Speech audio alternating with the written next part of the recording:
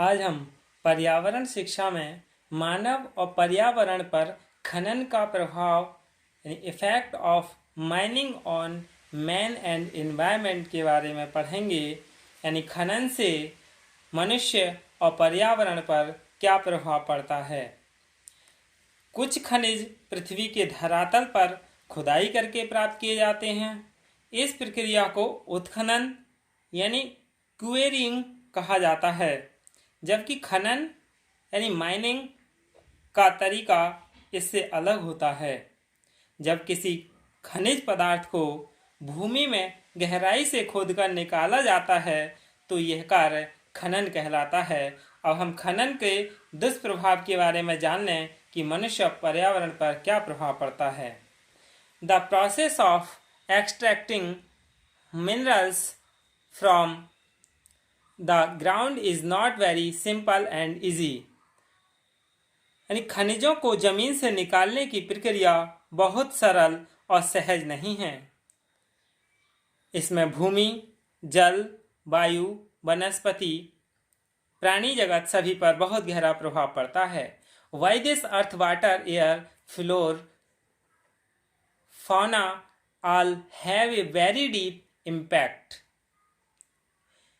This does not only damage the entire environment but also directly affects. यानी इससे पूरा पर्यावरण ही क्षतिग्रस्त नहीं होता वरन मनुष्य की अनेक प्रकार की रहने सहने की शैली पर भी प्रत्यक्ष या परोक्ष रूप से प्रभाव पड़ता है। क्या प्रभाव पड़ता है, अब ये हम जान लेते हैं। सबसे पहला है जंगलों का नाश यानी लॉस ऑफ फॉरेस्ट। यानी खनन सीधे सीधे उस क्षेत्र के जंगलों को नष्ट कर देती है जहां जहां पर के स्थान विविध प्रकार के खनिज पदार्थों के लिए चयन किए जाते हैं। विशेषतः यदि वह सघन वृक्षावलियों के क्षेत्र हैं तो इमारती व अन्य प्रकार की लकड़ी, वन उत्पाद व अन्य लकड़ी के संसाधनों पर गाज पड़ती है। वन्य जीवों के आवास नष्ट हो जाते हैं।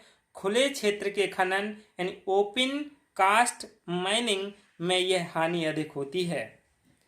दूसरा, कृषि पर तो प्रभाव पड़ता है। फिर आवासों की कमी यानी लॉस ऑफ शेल्टर। इसमें क्या है, अगला है कृषि भूमि में कमी, रिडक्शन इन एग्रीकल्चर लैंड। खनन क्रिया जब उस क्षेत्र में हो जाती है जो उपजाऊ है और जहां से अन्न या अन्य वस्तुओं का उत्पादन होता है, तब एग्रीकल्चर यानी कृषि, ग्रासलैंड यानी चारागाह, फॉरेस्ट्री यानी वानिकी संबंधित भूमि जो है उसकी मात्रा में कमी आने के कारण ये सभी क्षेत्रों पर महत्वपूर्ण प्रभाव पड़ता है। इसके बाद पास की भूमि पर अधिक प्रभाव और कम उत्पादन पर लक्षित होता है यानी उत्पादन बहुत कम होता है। फिर है आवासों की कमी, लॉस ऑफ शेल्टर। खनन क्षेत्र की आबादी को अपने घर छोड़कर अन्यत्र जाने को मजबूर होना पड़ता है। कहीं कहीं पर तो इन लोगों को बसाने के लिए नई नई कॉलोनियां बन जाती हैं, अन्यथा जैसे भी जिस प्रकार के आवास की व्यवस्था होती है वहीं रहना होता है। आबादी में अधिक लोग यदि जनजाति के हैं यानी ट्राइबल्स के हैं तब भी कुछ विशेष आवासीय व्यवस्था की ओर सरकार ध्यान देती है, नहीं तो कुछ भूमि भाग कुछ मुआवजा आदि देकर छुट्टी पा ली जाती है। अगला है वायु प्रदूषण यानी एयर पोल्यूशन। खनन क्रिया ब्लास्टिंग करते समय या भूमि को खोदते डाइगिंग एंड ड्रिलिंग समय जो अति सूक्ष्म चट्टानों के धूल कण पूरे वातावरण में फैलते हैं, वे श्वसन क्रिया में मनुष्य पशु के शरीर में प्रवेश कर जाते हैं। इससे उनके श्वसन संबंधी रोग हो जाते हैं जो प्राणघातक होते हैं। ये सूक्ष्म कण पौधों के बढ़ने की क्रिया पर भी रोक लगाते हैं और नीचे भूमि पर आकर कृषि भूमि को भी नष्ट करते हैं। अगला है जल प्रदूषण यानी वाटर पोल्यूशन। जब खनन क्रिया के फलस्वरूप सूक्ष्म कण जल के साथ, चाहे वह सामान्य जलधारा हो या वर्षा जल, जमीन के अंदर चले जाते हैं तो भूमि जल के प्रदूषित होने की बहुत संभावना रहती है, क्योंकि सतही जल की कमी के कारण भूजल की भी उपयोग वर्तमान से अधिक हो रहा है। यह प्रदूषित जल अनेक प्रकार की बीमारियों से पशु और मवेशियों को ग्रस्त कर देता है। फिर भूमि की लवणीयता में वृद्धि यानी डेवलपमेंट ऑफ लैंड सैलिनिटी।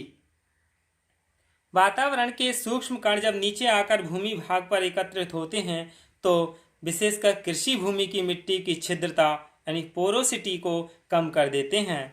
इससे वर्षा या नदी जल खेतों में रुक जाता है। जल के खेतों में अधिक दिन तक रुकने से मिट्टी की लवणीयता यानी सैलिनिटी इन सोइल्स में वृद्धि हो जाती है। इसका प्रभाव फसल उत्पादन पर पड़ता है। खनिज क्षेत्रों का सुधार यानी खनिजों की यानी रेक्लेमेशन ऑफ माइनिंग एरियाज। खनिजों की प्राप्ति के लिए दो प्रकार की खनन प्रक्रिया को ही अपनाया जाता है। कौन कौन सी हैं? सबसे पहला है अंडरग्राउंड माइनिंग, मतलब भूमि के अंदर खनन। दूसरा है ओपन कास्ट माइनिंग यानी खुली भूमि पर खनन। इन दो तरह से खनन प्रक्रिया अपनाई जाती है। भूमि के अंदर होने वाले खनन की भूमि को कुछ सुधारने या उपयोग में लेने में न तो कोई सार है और न ही सामान्य प्रकार से यह संभव है। लेकिन खुली भूमि के खनन के बाद की भूमि को कुछ उपयोगी बनाया जा सकता है, जैसे क्षेत्र की सफाई कर आकर्षण पेड़ पौधों को लगाना, मतलब planting of attractive trees after clearing the area. जो क्षेत्र सफाई खनन हुआ हो तो होता है उस जगह की सफाई करके वहाँ आकर्षक पेड़ भी लगाए जा सकते हैं और वहाँ पेड़ पौधे लगाकर अच्छा स्थान बनाया जा सकता है।